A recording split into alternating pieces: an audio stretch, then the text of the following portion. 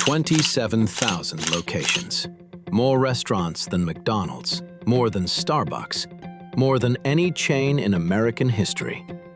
That was 2015. Today, Subway has closed over 7,600 stores in the United States, more than any restaurant chain has ever closed. It has fallen below 20,000 locations for the first time in 2 decades. This is not a story about bad luck. This is a story about a company that had every advantage and systematically destroyed itself through 5 catastrophic decisions. This is Brand Autopsy, and today's case file is Subway.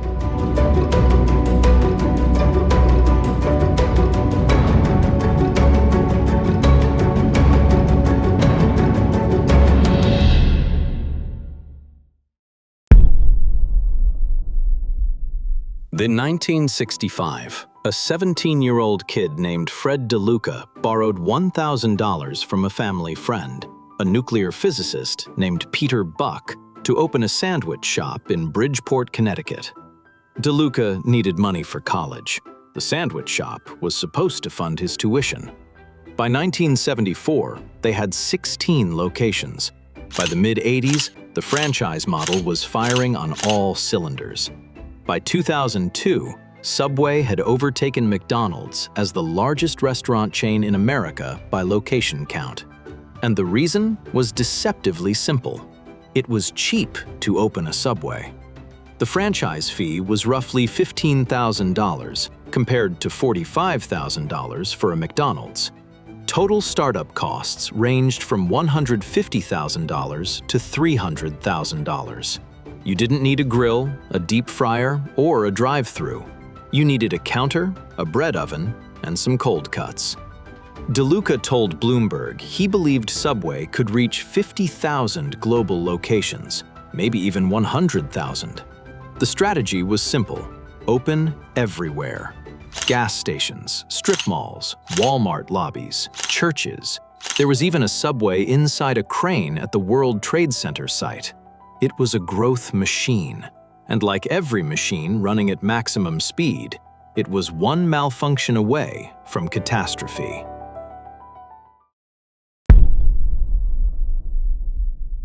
Here's what the growth numbers don't tell you. Every new Subway location generated a franchise fee for corporate, plus 8% of gross sales as a royalty, plus another 4.5% for a national advertising fund. That's 12.5% off the top, one of the highest combined franchise fees in the entire fast food industry. But here's the critical part. Subway offered no exclusive territories. None. A franchisee could invest $200,000 to open a store, and Subway could approve another location 3 blocks away the following month. The industry calls this franchise cannibalization. 2 locations of the same brand competing for the same customers, both losing revenue. But corporate still collects the franchise fee and royalties from both. Subway had been criticized for this since the early 1990s. One franchisee who operated stores for 25 years described it as a nightmare. She wrote publicly that the original rules, no stores within 3 miles of each other, simply stopped being enforced. By 2012, the average Subway location was generating $481,000 in annual revenue. That sounds reasonable, until you realize it takes roughly 8 Subway locations to match the revenue of 1 McDonald's. After rent, labor, food costs, and that 12.5% to corporate, many franchisees were barely surviving. Had those 2012 average unit volumes simply kept pace with inflation, each location would generate about $668,000 today. Instead, revenues stagnated while costs surged. Restaurant business reported that this gap between what locations should be making and what they actually make is what ultimately forced thousands of franchisees to close. And when they did close, franchisees alleged that Subway's own development agents would flag their stores for minor violations, smudged glass, vegetables cut at the wrong angle. Then buy those failing stores at pennies on the dollar and resell the franchise rights. The New York Post and Restaurant Dive both reported on these allegations in 2019. Every one of those 7,600 closed locations represents a real person who invested $200,000 to $500,000 and lost it. In February 2014, food blogger Vani Hari, known as the Food Babe, launched a petition that went viral. She revealed that Subway's bread contained azodicarbonamide, a chemical used in the production of yoga mats and shoe soles. It's a bleaching agent banned in the European Union and Australia. Subway initially defended its use, then, under public pressure, removed it. But the damage was done. The phrase yoga mat chemical became permanently attached to the brand. 6 years later, in September 2020, Ireland's Supreme Court ruled that Subway's bread contained so much sugar it couldn't legally be classified as bread. Under Irish tax law, bread must contain no more than 2% sugar by weight of flour. Subway's bread? 10%. 5 times the legal limit. The court classified it as a confectionery product, legally closer to cake than bread. Then came the tuna. In January 2021, a class action lawsuit alleged that Subway's tuna contained no actual tuna. DNA testing conducted by UCLA's Barber Lab analyzed samples from 20 Subway locations across Southern California. According to the complaint filed in federal court, 19 of 20 samples showed no detectable tuna DNA. All 20 contained chicken DNA. 11 contained pork. 7 contained cattle DNA. Now, it's important to note that Subway vigorously denied these claims. Applied Food Technologies, a specialized tuna DNA testing lab, tested over 150 pounds of Subway tuna for Inside Edition and confirmed skipjack and yellowfin tuna in every sample. The lab explained that standard DNA testing cannot reliably detect tuna once it's been cooked and processed. The original plaintiff eventually dropped the lawsuit in 2023. But here's what matters for this story. It didn't matter whether the tuna was real. The headlines were everywhere. Subway had to create an entire website, subwaytunafacts.com, just to defend itself. The brand had lost so much credibility that when someone said their tuna might not be tuna, millions of people immediately believed it. When your brand trust is that depleted, every accusation sticks. That's what the ingredient scandals did. They didn't just create bad headlines. They destroyed the reservoir of goodwill that a brand needs to survive controversy. For 15 years, one man was Subway. Not the CEO, not the founder, Jared Fogle. In 1998, Fogle was a 425-pound college student at Indiana University. He lost 245 pounds eating Subway sandwiches and walking. A dorm mate wrote about it in the school paper. Men's Health picked it up, and Subway saw an opportunity that would define the brand for a generation. Fogle's first commercial aired January 1st, 2000. In its first year, Subway sales grew 20%. He appeared in over 300 commercials across 15 years. He was the living embodiment of Subway's core promise: eat here and be healthier. In July 2015, federal and state authorities raided Fogle's home. He was subsequently convicted of child sex tourism and possession of child sexual abuse material. He was sentenced to 15 years and 8 months in federal prison. Subway immediately severed all ties and scrubbed every reference to Fogle from its website and materials. But for 15 years, Jared Fogle was Subway. The brand had built its entire identity around a single spokesperson, and that spokesperson became a convicted felon. An NBER research paper by economists at Cornell and Vanderbilt studied whether the scandal measurably affected Subway patronage. Their finding was nuanced. They could not detect a statistically significant drop in store visits directly caused by the scandal, but what they couldn't measure was the slow erosion of brand association, the intangible damage of being permanently linked to a convicted criminal in the public mind. 2015 was also the year Fred DeLuca died of leukemia.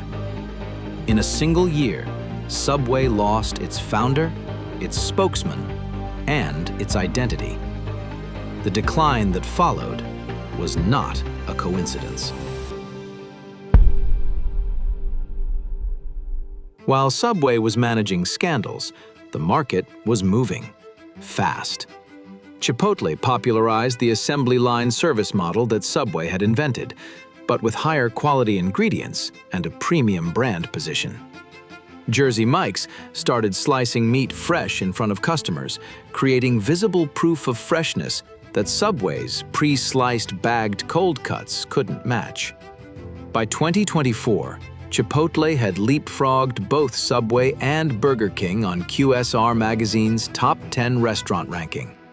Subway fell to number 9, its lowest position in decades. Subway's core slogan was "Eat Fresh," but the promise had become hollow. The bread came from pre-mixed dough shipped in bags. The vegetables were pre-cut. The meat was pre-sliced and delivered in sealed packages. When a competitor like Jersey Mike's shows you the knife hitting the meat in real time, Subway's version of fresh starts to look like a marketing line, not a reality. And then there was the value problem. The $5 footlong was one of the most successful promotions in fast food history. It was also one of the most destructive. Franchisees were forced to sell sandwiches at razor-thin margins, or in many cases, at a loss, while corporate collected its 12.5% royalty on every sale regardless.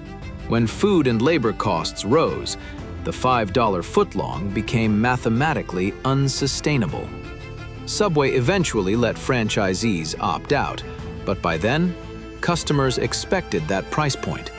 When the footlong crept to $7, $8, $9, people stopped seeing Subway as a value option.